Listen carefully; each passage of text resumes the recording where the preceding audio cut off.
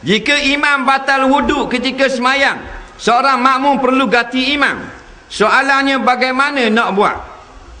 Apakah yang perlu dilakukan seorang itu terlupa rakaat ketika dalam semayang? Baik. Tengah-tengah semayang, tok imam keluar. Baru rakaat pertama, contoh semayang subuh. Tok imam ketuk, ketuk. Tok imam pun turun terjun kot tikar. Ataupun semayang apa benda ni, subuh tak pandai lah. Tok imam sapa rakaat yang kedua, tok imam pun berpaling pada makmum, minta maaf saya sebenarnya tak ingat mandi junub. Tok imam pun keluar. Maka hukumnya tidak wajib makmum ganti imam, tetapi sunat. Faham tak? Dan lagu mana nak buat? Pergi je lah daripada tempat makmum kepada tempat imam. Senang tak? Senang. Tak payah pergi ambil motor, naik motor, tak payah. Depan tu tukar terus.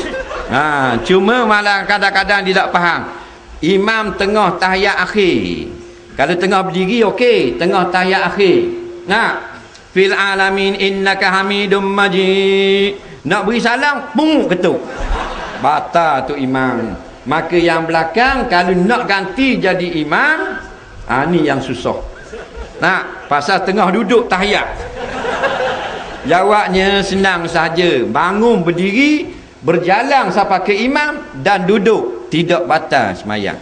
Faham? Tahiyat awal ke dalam masa bangun dulu baru duduk. Faham tak? Kerana ada orang dia ngesok. Faham tak? Nak ganti masa tengah duduk tahiyat, main gesek dengan punggung itu. Pukul 11 malam sampai depan.